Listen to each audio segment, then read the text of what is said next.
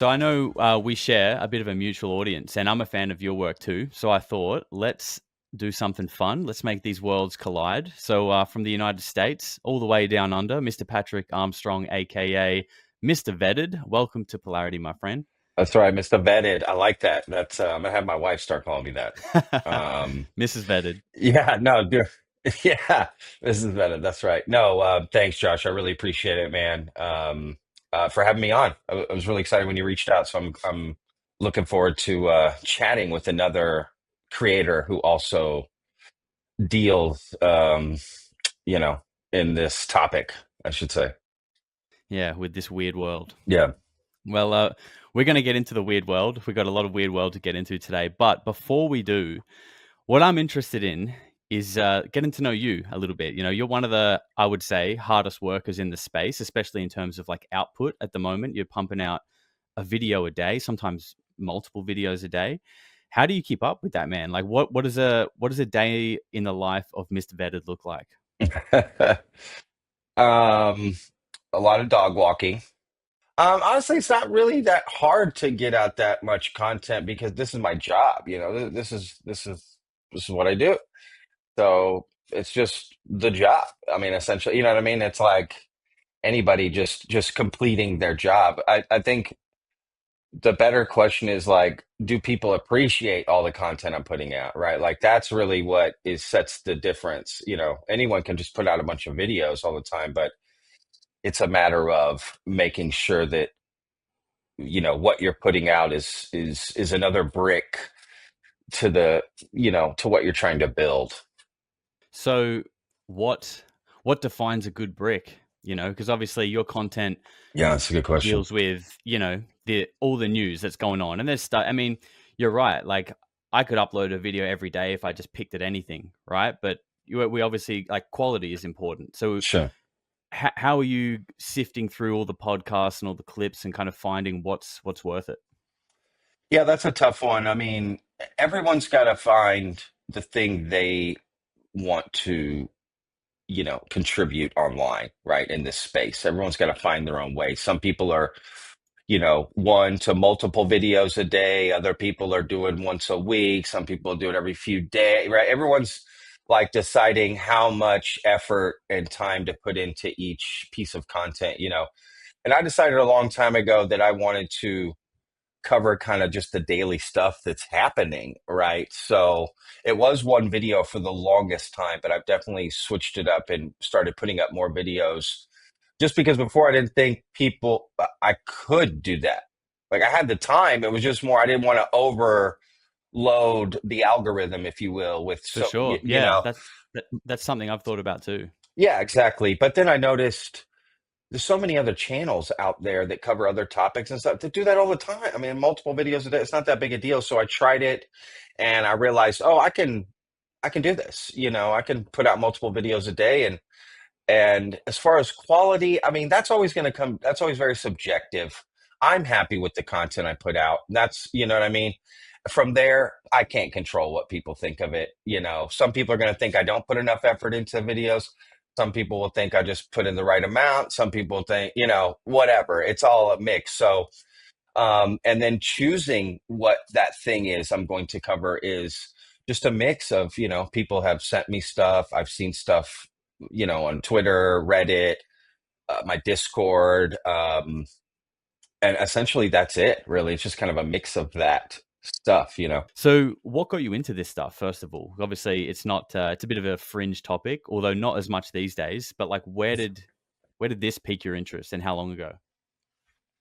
Well, I mean, personally, I would just say, since I was a kid, always been interested in what's outside of our planet, the idea of alien life on a more, surface level. I watched movies, documentaries, big fan of the X-Files. That's why I put that or this poster, that's why I put up the X-Files poster immediately. Um, my studio because that show always that was like the jam for me for the longest time. I think that probably opened up a lot of interest for me. And then from there, you just start seeing stuff. You see a History Channel documentary or this or that, or you know, starts to pop along. And then professionally, it just became, I would say, after James Fox's film A Moment of Contact, which is about the Brazil Varginha case, and that was Hmm. like maybe 3 years ago or something like that. It came out, and I interviewed him on my other podcast that I was running at the time, Lone Star Plate. And after that interview, it just really stuck with me. And once once I realized like that podcast isn't working, I need to try something new. And for being a creator, if I'm going to stay in this space, because that idea wasn't working, I just really racked my brain on something that would want to cover, but I'm interested in it. I have to have Mm. interest in it. Otherwise, you're not getting It's me not out going of to stick. bed. Yeah, you're not getting me out of bed to do it. Because I don't care about, money is never taking me to the place I want to go. It's the money will come later. I'll figure it out. But I have to love what I do. So, this kind of just hit home like, okay, I want to do this, focus on this topic and just started Bed just brainstorm, found a name. You know how it is, you know how it goes. You find a name, you get a little logo, you get a little, okay, you start putting out content and kind of what's working, what's popping, what is working for me, what are people reacting to, and just find it, kind of find your groove. Nice, man. So I'll just back up on that a little bit there. So there's actually a little bit of a pre-vetted history in content creation. What's that about? Yeah. Yeah, for sure. Got into it in 2020 during the pandemic. I had a food Right. truck and catering thing going, so I've always had I call them like real life jobs, like out in the real Yeah, world jobs my whole yeah. life. But yeah, I got essentially perfect timing. Wanted to get out of the food industry and got in with this production company out of London who helped me produce a podcast, originally around food, but then it sort of, you know, became something else once the pandemic hit and we realized we couldn't do stuff in person. Right. Mm, So we started doing like celebrity interviews, but people from Texas, you had to be from Texas. And that's it. Just did the Lone Star Plate for a few years. But, as far as like content creation, I guess I've always been, I did music a long time, recorded albums. I've been on other people's music. I've done little short films. I've done, always wanted to be a director. I went to radio school. Thought I was going to be a radio DJ when I was 18 years old. So I've always had this nice, man. interest in, You're an artist. entertainment and, Yeah. creation. And yeah, I've always been a very creative person my whole life. And this is just another avenue to do that, right? Mixed in with like, well, because I'm not a journalist. So it's like you're creative, but at the same time, I'm also filtering information out for people and sort of aggregating stuff, Yeah. that I find interesting. So that's another level to it. But I like that too. That's Yeah. different for me. Yeah. Yeah, it's like, yeah, you're forging your own path as a Yeah. creator, which, and I think those are that's generally where success comes, right? When you kind of are doing something that's unique, because no, there's no one out there doing what you're doing, and that's why people enjoy it. So you said that that was Lone Star Play, and that was the podcast that you interviewed James Fox on, Yeah.